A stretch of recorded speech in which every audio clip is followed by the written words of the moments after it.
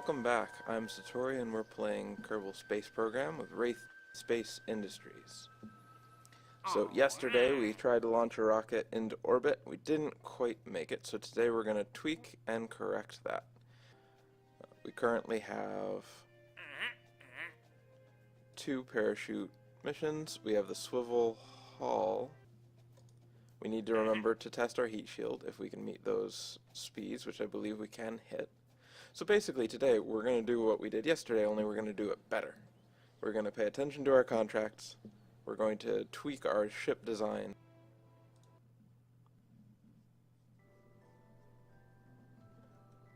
So, Orbiter 1 did well, but we're going to make this Orbiter 2, and we are going to upgrade.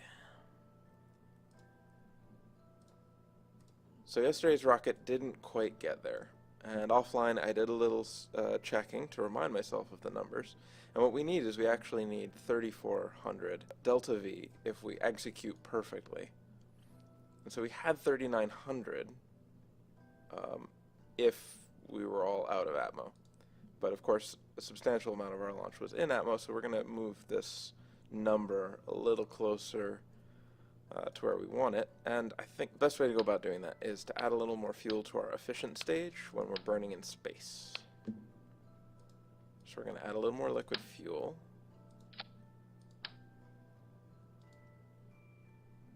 Oop.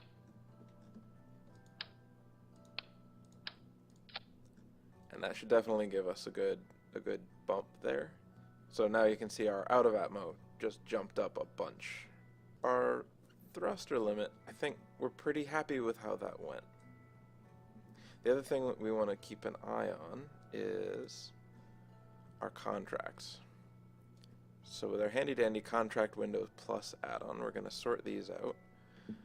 So for testing the parachutes, these have to do with coming back into the atmosphere.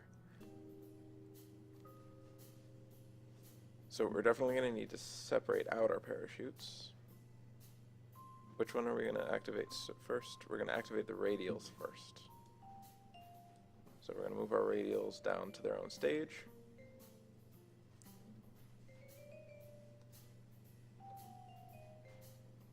Okay, so our in Atmo delta V, just using our primary liquid stage, we've got about 1900. Just to make sure that we are overkilling, we are going to add still more liquid fuel since we're testing our hammer. I'm kidding. We tested our hammer. We're done with the hammer test. We do not need the hammer anymore. We could actually upgrade that if we want. Question is, do we want to? Yes! Let's use new parts. New parts are fun. So we now have the thumper.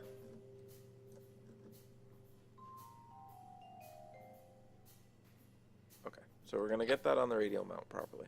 I don't know why we have another floating fuel tank in the ground. Oh, you know what? We had the mini one. Why don't we do 2 of the full stacks? Now we have this. We'll hit the double symmetry, get that nice and even, and then we'll try to level out our boosters at the bottom because we don't have the flight stabilizers yet. Okay. We'll make this aerodynamic.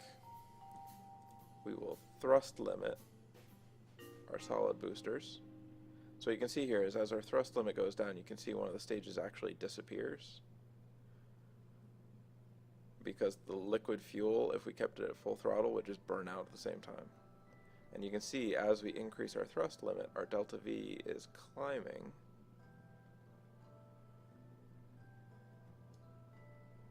And because we want to be going pretty fast, you know, we're going to leave that at full thrust because we're still not getting huge numbers. Our max thrust to weight ratio is still going to start out at 2.23. So with the throttle control, we can definitely keep that at a reasonable level. So checking our flight engineer, nothing is concerning. We have our parachutes all set up in stage. We don't need to repeat all the science that we did.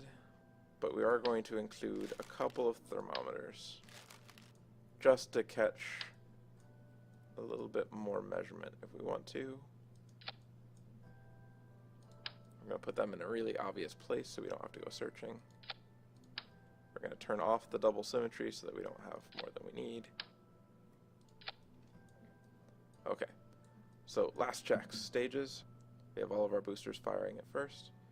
Decouple the solids. Decouple the main liquid and engage our Terrier. Disengage our Terrier and the attached fuel. Then we have our drogue chutes. Then we have our radial chutes. And then we have our Mach 16. And we are going to complete our contracts. Magic with Orbiter 2. Okay. SAS on.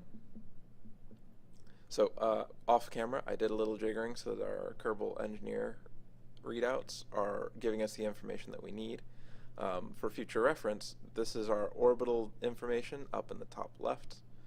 So the apoapsis height, which is the highest point in your orbit, the periapsis is the lowest point in your orbit, and it gives us a time clock based on our current speed to reach that. So a little bit of orbital physics. You will be traveling your slowest at the apoapsis. Basically, if you think about it as throwing a ball, your speed is slowest when the ball is at the top of the peak, and it's the fastest when it's at the bottom. I've also included the orbital period because that will become helpful later on. The orbital period is the amount of time it takes us to complete one orbit. The top right readout is going to give us information about the surface. These are details that we'll want later on. The altitude to the terrain is very useful numbers because, as we figured out yesterday, the altimeter built in is reading to sea level.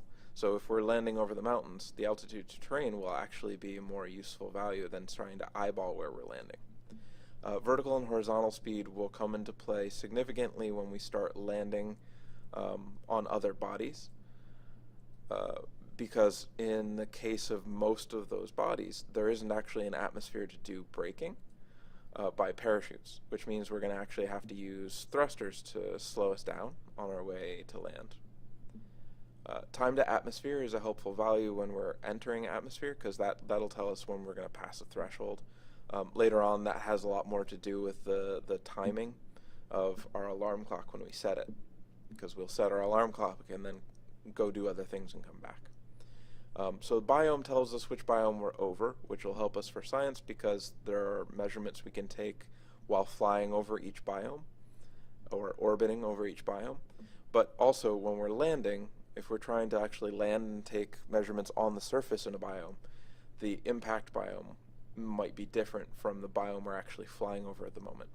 Impact time gives us how long until we land. Impact is a slightly scary word, but usually our impact will be more of a touching, a gentle touching. So the bottom left readout is what you saw yesterday with our vessel info, but I've stripped out a lot of the extra info. It's going to track the delta V of each of our stages. It's going to track our total delta V. It's going to track our thrust to weight ratio, our TWR. And I've included information about suicide burns. We'll talk more about that later. And finally, it's tracking the intake air, which will be relevant when we have breathing engines. So engines that use liquid fuel and take in oxygen. Our liquid fuel engines use liquid fuel and they include oxidizer because once we're in space, there's no oxygen to help in the combustion. Finally, you can see this delta V over here floating. For a while, this is just going to be a little extra information. Later on, this will actually give us maneuver node information. We'll see what that looks like in future episodes. So if our max TWR is going to be 2.23, we're going to back off from that a little because we want to be going fast. We'll pop out our contract window. So our first test, we're going to want to be going fast enough. So by the time we hit 51 kilometers altitude, we're going to be wanting to go faster than 1,000 meters per second. We'll do our other 3 missions on re-entry. So to start out, let's see how well we can do to hit that speed. We're going to push it a little bit more aggressively than usually. probably aim for a thrust to weight ratio closer to 1.75 at first. SAS engaged. Everybody ready? Systems 3, 2, 1, make rocket go now. So we're starting off at 2, we'll back off on that a little bit. We don't want to shut our liquid fuel off too much because that's how we're going to be turning. Our contract window just a little so we can see our solid fuel status.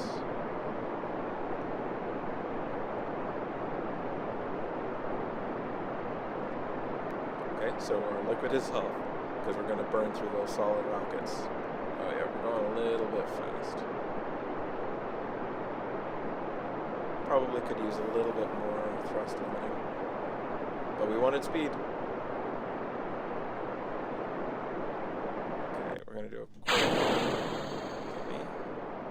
Okay, and then we're going to start our gravity turn. We started angling off a little bit. I'm not sure why, because we definitely don't have a balance issue.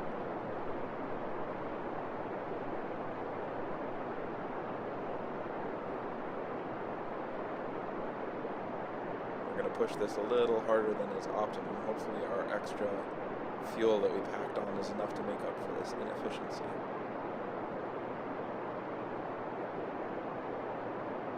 So remember, the farther our nav ball aim gets from our actual trajectory, the more of our broad facing is actually into the oncoming atmosphere.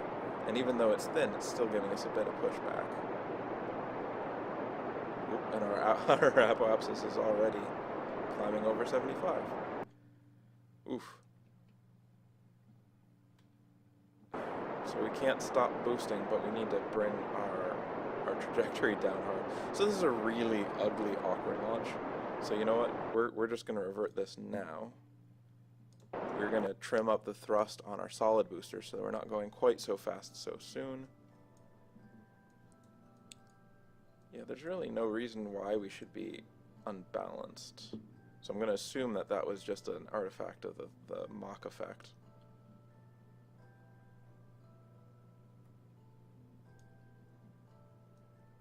And you know what the other thing I'm going to do is, I'm going to swap our symmetry around so that we're actually not turning over our boosters. So we know from the way we start facing, so you see we wheel this straight out to the launch pad, and we start facing this way because this is the east-west line that we care about. The planet is going to orbit to the left as we're looking this way. So we're going to tip to the right, and so we're gonna put the boosters on the side.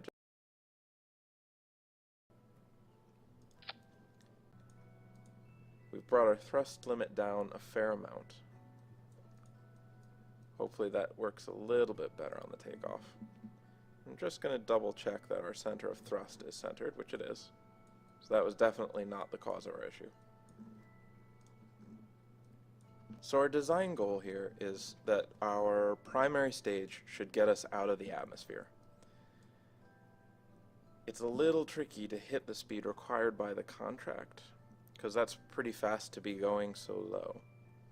So we're going to tune the thrusters up a little bit more, and we're going to include a little bit more liquid fuel. And so the hope is that everything below our Terrier can get us out of the atmosphere, so we can really focus on the Terrier giving us the burn to orbit.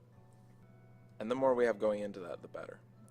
Our Terrier is really going to be the most efficient burn once we're up there, but it's also a very gentle burn. Relative to the swivel, it's got a lower thrust. So the swivel, you can see the max thrust in a vacuum is 200 kilonewtons. The max thrust for our Terrier is only 60, so it's substantially less. And that's how we get the higher efficiency, but it also means we need a longer burn time. Alright, let's give our tuned up version a try.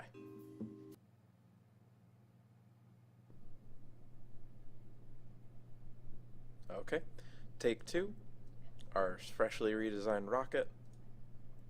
We're going to open up our contracts window add-on, which is ever so helpful.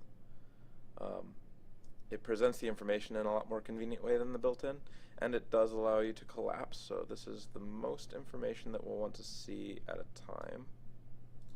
On the way up, of course, we're only concerned about the swivel. We're going to engage SAS. Our max TWR is now 1.5, so we'll throttle to full. 3, 2, 1, make rocket go now.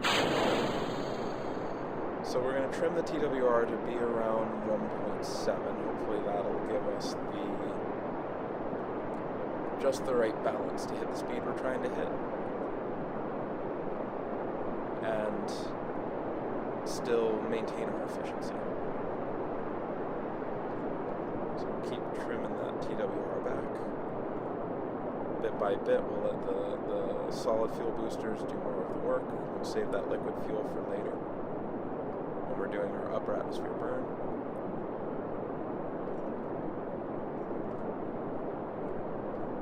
Generally speaking, so long as we're below 400 meters per second, below 10 kilometers, we're really not too worried about the wind speed. Okay.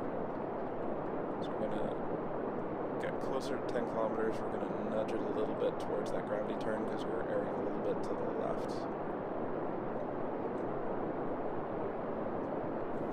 We're going to start gradually before we push it over to 45, okay? Switch stages.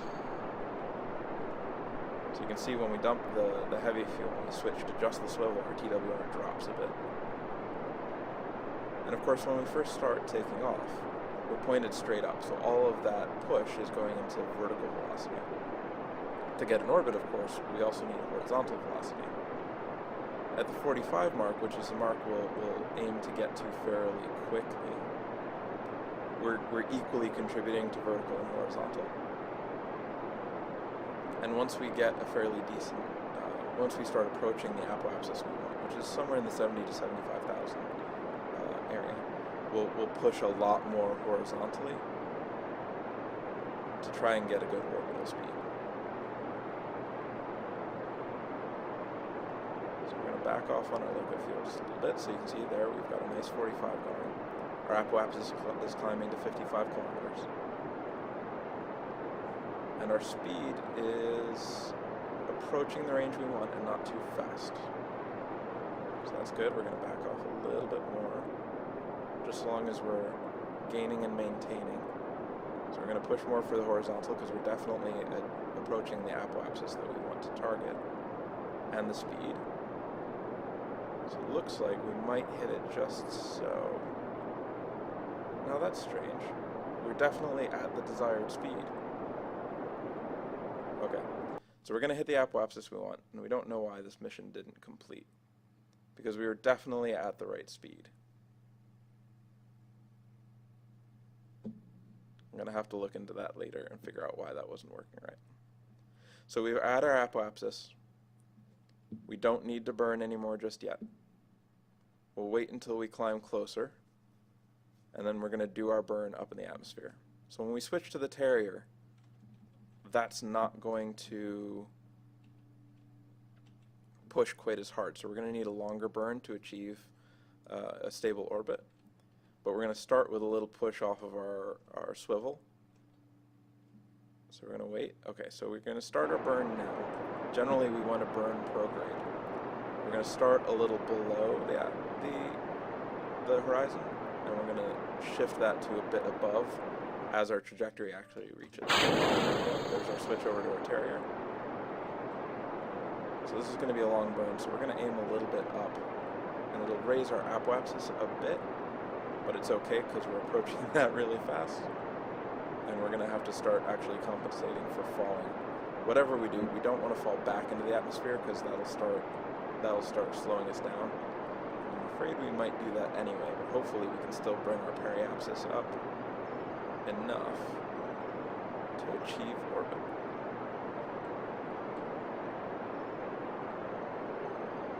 So obviously, the more above the atmosphere we burn, above the horizon that we burn, the more, again, we're putting into a vertical component, not the horizontal component, that's going to get us a stable orbit.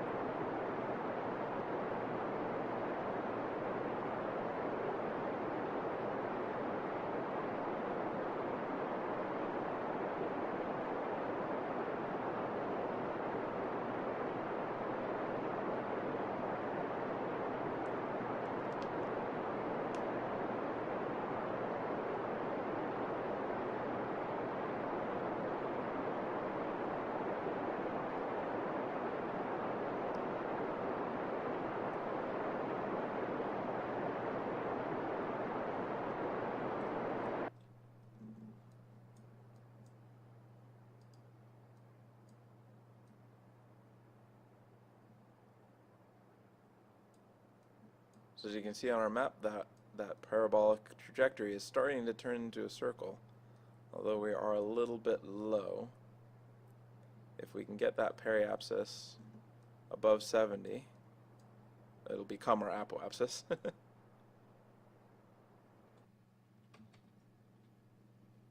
Okay.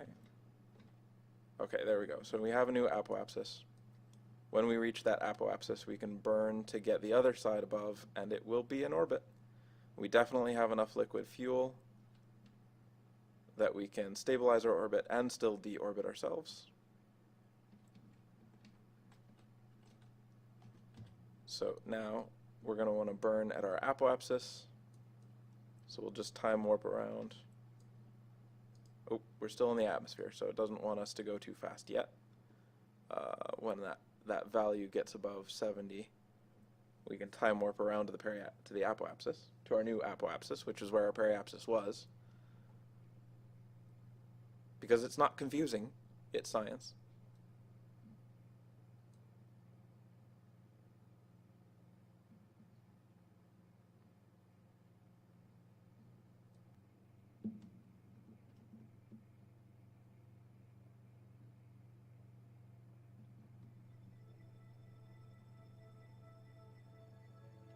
So now we're above the atmosphere. We can time warp freely, but we're also over biomes. I believe, if memory serves. Okay, so it does just count it as in space near. Certain measurements can be taken above biomes, and none of the equipment we have yet is that case. So we're going to accelerate around a little bit to get closer to our apoapsis. So our handy dandy add-on is telling us that we have 4 minutes, 3 minutes, 2 minutes, and we're going to get closer to 1 minute. So if we want to increase our periapsis, we're going to want to burn prograde, which, as you recall, is this handy dandy little symbol, which is a circle with a dot in it, and these 3 prongs positioned.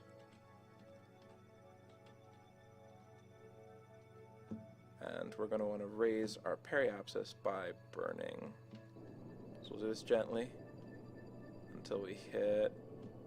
There we do. We have achieved orbit, so our mission should say green.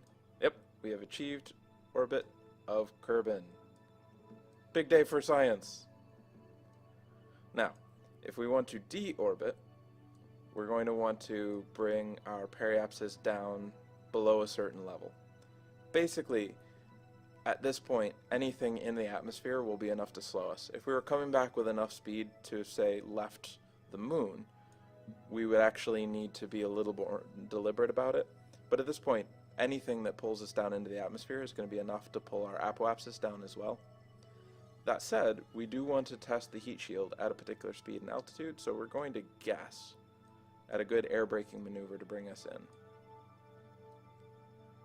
So we're going to time warp around just a little bit so that we can come down in the sun on the bright side of the planet, which means we're going to want to drop the altitude on the sunny side, which means we'll want to burn on the dark side.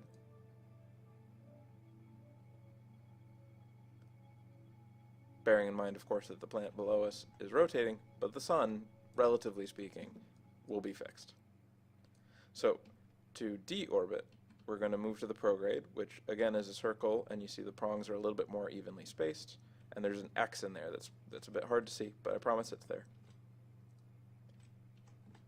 We're going to set ourselves up to burn prograde, and we're going to bring our periapsis down to, let's bring it down to about 30 kilometers. So what this will allow is what's called an air brake maneuver. Basically, we're going to use the thickness of the atmosphere to slow us down. You know what, we're going to go a little bit lower. We're going to go down 25. Very carefully. So we're going to use the atmosphere to brake our craft. As I mentioned, when we're coming back from the moon, this will be a very important maneuver, because if we try to come back too directly, we'll just burn up. But right now, that should be a good level to put us back into the atmosphere. So we'll time warp around until it takes us out of that when we drop below 70.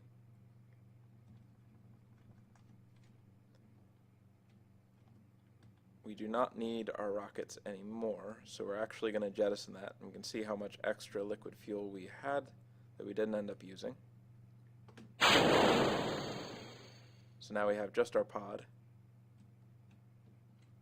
And facing retrograde means our butt and our heat shield are facing into the oncoming atmosphere. So I can't time warp the game at this point, but I can time warp the video, so you don't have to watch this go on for minutes.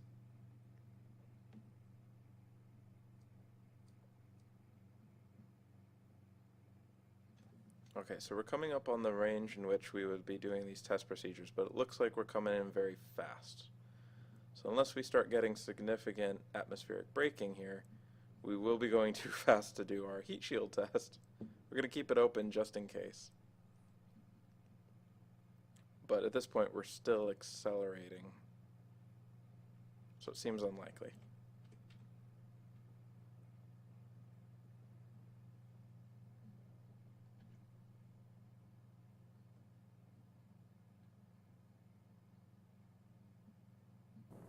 So we have started to decelerate. The question is, will we decelerate enough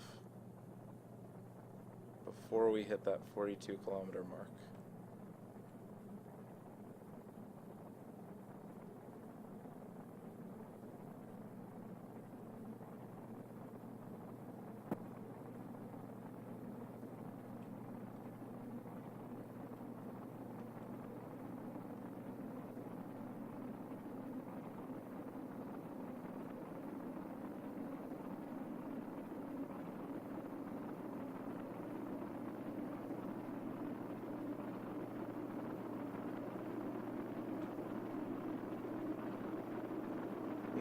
Nope, looks like not.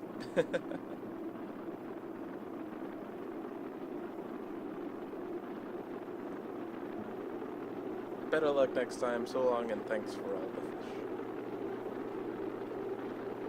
But we will still execute an excellent minute.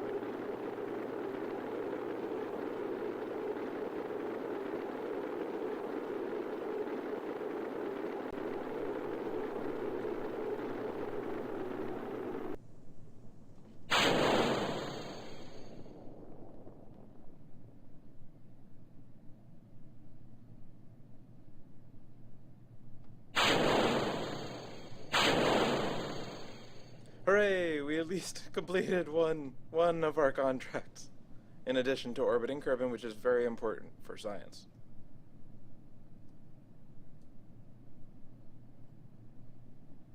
So we weren't quite going slow enough to engage our parachutes at that altitude. So a higher air braking maneuver might have done that for us. We missed the heat shield because we weren't going quite slow enough at that high an altitude. Not entirely sure how we might get that, other than, again, a higher air braking maneuver, so maybe that's the way to go on our next attempt.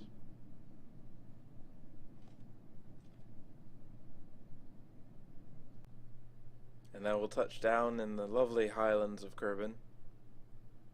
Ever so gently. We'll collect science from the highlands of Kerbal. Hooray for material study in Kerbal's highlands. The materials show little signs of change, though one of the samples appears to be judging you silently. That's how nonspecific these materials are. Temperature scans from Kerbal's highlands, and a crew report from Kerbal's highlands.